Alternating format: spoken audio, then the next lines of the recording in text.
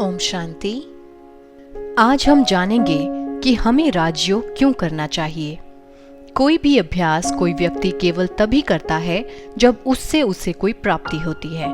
तो आइए बात करते हैं राजयोग से प्राप्त होने वाली अष्ट शक्तियों के बारे में। सबसे पहली है सहन शक्ति, द पावर टू टॉलरेट। जिस प्रकार एक वृक्ष पत्थर को सहन करके भी फल ही देता है, उसी प्रकार एक राजयोगी अपकारियों पर भी उपकार करता है। राजयोग से आत्मा में सहन शक्ति बढ़ती है, जिसके फलस्वरूप हम दूसरों के संस्कारों और कमी कमजोरियों वश किए गए कर्मों को सहन कर पाते हैं और हमारे संबंध टूटने से बच जाते हैं। दूसरी है समाने की शक्ति, द पावर टू एडजस्ट। जैसे सागर नदी के किचड़े को भी अपने अंदर समा लेता है, सागर की विशालता और गहराई जैसे गुण एक राजयोगी में भी आ जाते हैं। राजयोग से हमें भी समाने की शक्ति प्राप्त होती है। हम दूसरों की छोटी बड़ी बातों को अपने अंदर समा लेते हैं और उनका वर्णन दूसरों को नहीं करते, और इस तरह से हम निंदा और परचिंतन जैसी बुरी आदतों से दूर हो जाते हैं। तीसरी है परखने की शक्ति, द पावर टू डिस्क्रिमिनेट। जैसे जौहरी को हीरे की परख होती है कि हीरा असली है या नकली। आज के आर्टिफिशियल वातावरण में चारों ओर दिखावा और बनावट है। बहुत से लोग समाज में अच्छाई का मुखौटा पहनकर चलते हैं, किंतु उनके अंतर मन में अकल्याण की भावना होती है। इससे कई बार मनुष्य आत्माएं असली और नकली में फर्क ना करने के कारण धोखा खा जाती हैं। राजयोग मनुष्य आत्माओं में परख शक्ति को बढ़ाता है। राजयोगी किसी भी मनुष्य आत्मा के संपर्क में आने से उसको परख लेता है कि उसके मन में क्या चल रहा है, और इस प्रकार वह धोखा खाने से बच जाता है। चौथे नंबर पर है निर्णय लेने की शक्ति, द पावर टू जज। आज हर इंसान काफी सारी परिस्थितियों के चलते कंफ्यूजन का शिकार है। जीवन के हर मोड़ पर उसे सही और गलत के बीच चुनाव करना पड़ता है, परंतु निर्णय शक्ति कमजोर होने के कारण वह जहां तहां राय लेने के लिए बाहर की ओर रुख करता है। किसी काउंसलर या एडवाइजर या फिर अपने मेंटोर की मदद लेता है, परंतु एक राजयोगी व्यर्थ संकल्पों और परचिंतन से सदा मुक्त रहने के कारण कठिन से कठिन परिस्थिति में भी सही निर्णय ले पाता है। तो इस प्रकार राजयोग से हमारी निर्णय शक्ति प्रबल होती है।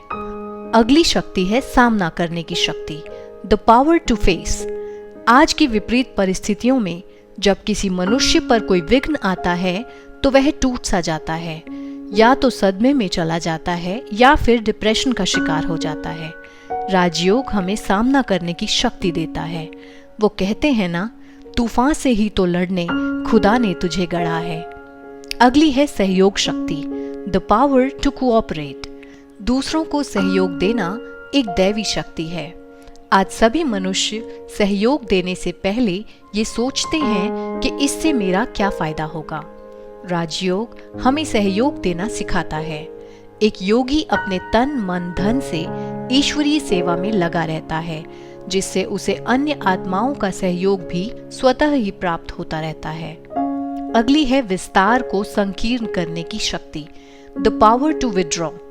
जिस प्रकार कछुआ कर्म करने के समय में अपने इंद्रियों को बाहर निकालता है और उनका यूज करता है, और काम खत्म हो जाने पर अपनी इंद्रियों को विड्रॉ कर लेता है, उसी प्रकार एक राजयोगी भी अपनी इच्छा अनुसार अपनी इंद्रियों को कर्म में लाता है और काम खत्म हो जाने पर अपनी इंद्रियों को विड्रॉ कर लेता है।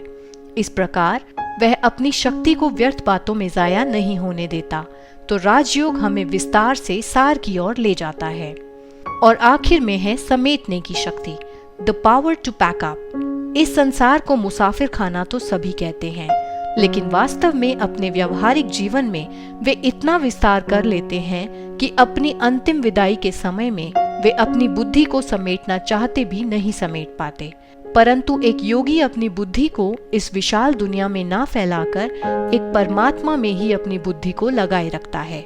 जब हमें किसी यात्रा पर जाना होता है तो हम अपना बोरिया बिस्तर बांध लेते हैं। उसमें हम केवल वही सामान रखते हैं जो हमें साथ ले जाना होता है। उसी प्रकार योगी भी अपने अंदर उन्हीं गुणों और शक्तियों को रखता है जो उसके साथ अगली यात्रा में जाने वाली होती हैं। तो ये थी राजयोग से प्राप्त होने वाली अष्ट शक्तियां। हम राजयोग कोर्स के अंतिम चरण में पहुंच चुके हैं।